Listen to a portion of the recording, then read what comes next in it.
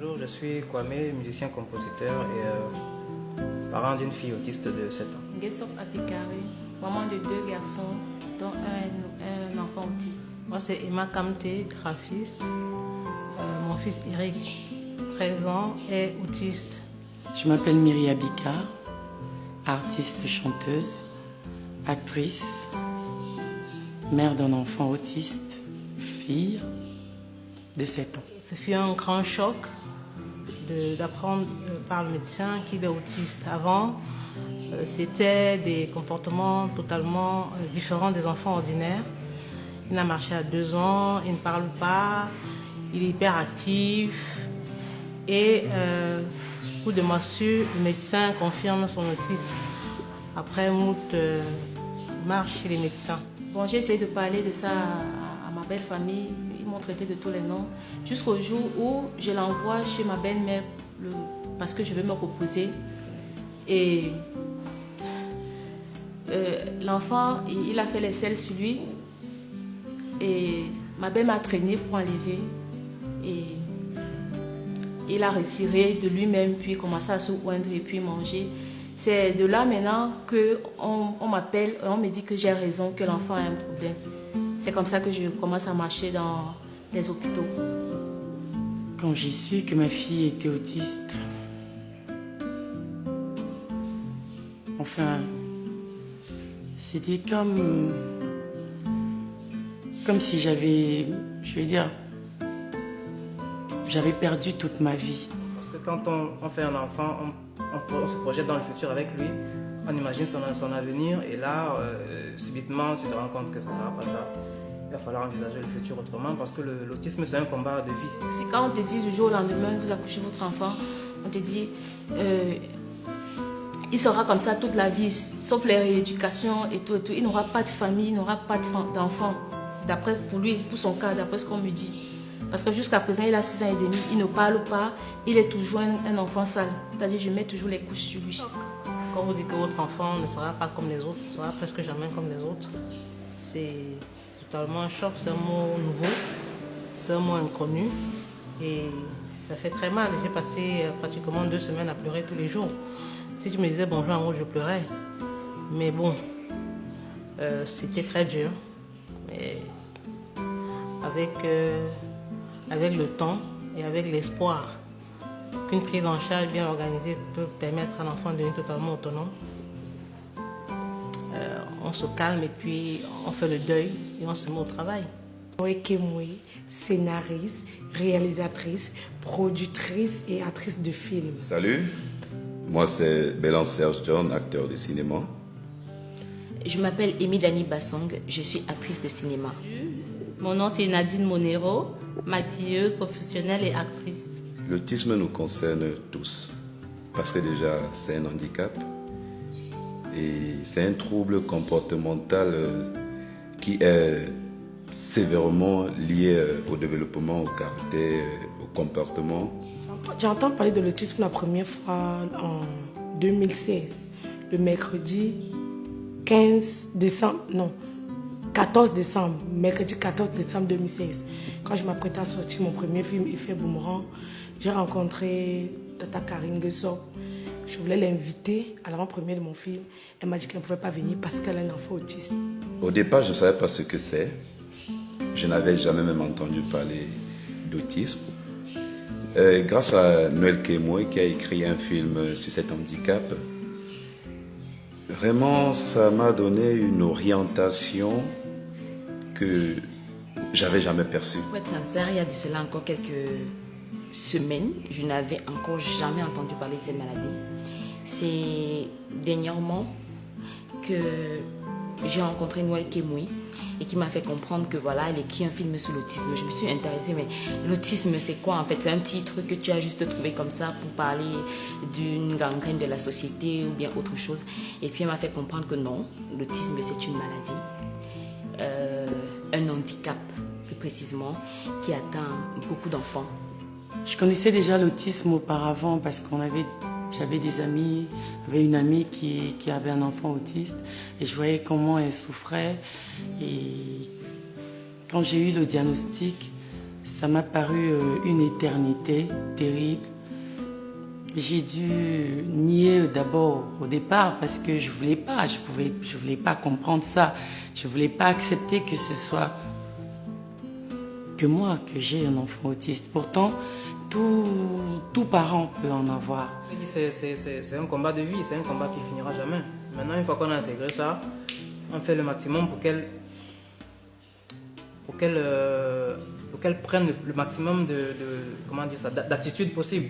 Parce qu'elle ne sera jamais à 100% comme les autres. Maintenant, par rapport aux autres, si elle en avance sur certaines choses. Cet enfant, je ne sais pas si on peut dire la malchance ou la chance que son papa l'a vite rejeté. Parce qu'après ça, quand on découvre qu'il est autiste, le médecin nous fait savoir qu'il n'y a pas un médicament pour ça. Il faut juste la rééducation. Dans notre contexte, dans notre pays, la prise en charge est hyper chère. Et seulement, il y a un manque d'effectifs. Donc, pour trouver des personnes disponibles, capables d'accompagner l'enfant, ce n'est pas du tout évident. Et la plupart de nos établissements scolaires ne font pas l'éducation inclusive. Du coup, on est obligé de se rabattre dans les centres spécialisés qui ne sont pas du tout à la portée de chacun d'un Camerounais moyen. Déjà pour arriver à la scolariser, c'était pas évident. Elle a été refusée dans beaucoup d'écoles parce que les gens ne comprennent pas, les gens ont peur, on se dit, on ne sait pas ce que c'est en fait.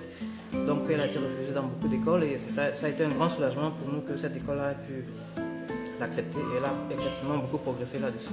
Bon, je suis allée dans certaines écoles que je voyais ça bien par rapport à lui. J'ai essayé d'en parler à son papa qui déjà rejetait.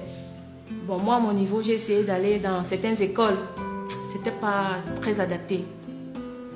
Bon, maintenant il est à la maison, il n'est pas suivi, il est là. Ce qu'on ne dit pas, c'est que les enfants qui sont souvent très intelligents, sont souvent très performants dans certains domaines. Maintenant, bien évidemment, sur le plan cognitif, par exemple, pour apprendre, c'est parfois compliqué d'apprendre certaines choses par rapport aux autres enfants. Maintenant, il y a d'autres domaines aussi où, par exemple, elle est en avance. Par exemple, en ce moment, elle est en classe de CIL, elle a 7 ans, mais elle est à la CIL. Et elle en avance sur la lecture par rapport aux autres enfants de l'école. Ils ont souvent un peu plus d'intelligence et un peu moins dans certaines choses. Donc, j'aimerais que chacun regarde chez lui, autour de lui, s'il a un enfant qui se comporte différemment, qu'il accepte cet enfant et qu'il essaye de ne pas juger ceux qui sont leurs géniteurs. Endurer, ce n'est pas du tout facile, c'est un problème très sérieux. Ces femmes-là sont souvent traitées de maman qui laissent les enfants faire tout et n'importe quoi. Donc du coup, ce n'est pas du tout facile pour les mamans qui sont souvent jugées alors que les gens ne comprennent pas du tout le problème, ce qu'elles vivent au quotidien avec ces enfants. Ma famille n'accepte pas encore vraiment cette maladie. Parce qu'on est toujours en train de le traiter comme les autres enfants. J'ai beau dire que non, cet enfant, tout ce qu'il fait, il ne sait pas ce qu'il est en train de faire, mais ma famille ne comprend pas. Sans compter les autres personnes, quand je prends le taxi et tout, personne n'accepte sa maladie. Dans notre contexte actuel, encore, l'autisme est un mythe. Donc, autour de soi, on a même peur d'approcher l'enfant. Quand il va à l'église avec vous, quand on peut le porter, il a peur. Et puis, tout le monde se résigne là. Et on se demande, mais qu'est-ce qu'il y a l'enfant qui n'est pas comme les autres? Donc, du coup, ça fait peur aux gens. Et puis, les gens disent ce qu'ils veulent. On gagnerait plus à faire connaître aux gens ce que c'est plutôt que de cacher. C'est vrai, c'est pas évident. Dans la rue, tu te balades avec elle, les gens te regardent bizarre parce qu'elle réagit, elle est agitée et tout. Mais c'est mieux d'affronter ça plutôt que de cacher. On n'aide ni l'enfant ni soi-même, on n'aide personne.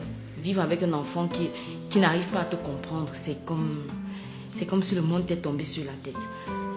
J'ai rencontré ces enfants, je me suis mise à la place de leurs parents. Vraiment, c'est une situation un peu très situation compliquée. Tout ce que je peux souhaiter à ces mamans, c'est d'être forte parce que c'est un dur combat en fait. Les recherches nous mènent vers ce mot-là, autisme. Et voilà, le choc il est là et puis on apprend qu'un enfant autiste, est comme ci, il est comme ça, et puis bon, voilà. Le mot autisme, il est calé aujourd'hui, on le connaît, on sait que c'est un enfant qui est différent. Donc on ne choisit pas d'être parent d'enfants autistes, mais on est obligé d'accepter. Donc on passe par le déni, mais on accepte à la fin qu'on va vivre avec cette boule d'énergie, qu'on va la prendre tout le temps dans nos bras, mais qu'on va justement lui apprendre nos codes, parce que ces enfants ont leurs codes à eux, ils n'ont pas de problème. Mais il y a encore beaucoup à faire. Il y a encore beaucoup à faire aujourd'hui. Je leur tire un grand et un gros coup de chapeau parce que ce sont des femmes fortes.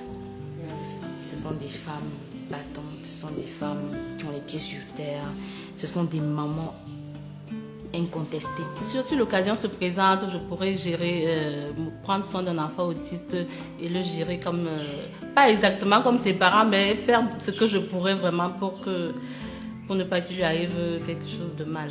Je dirais aux parents d'enfants autistes de continuer à être forts, de garder espoir, que le gouvernement fasse un jour quelque chose pour eux, qu'ils se décident un jour à le faire vraiment, en ouvrant des écoles et en formant des médecins spécialisés pour leurs enfants, qu'ils continuent juste à garder espoir.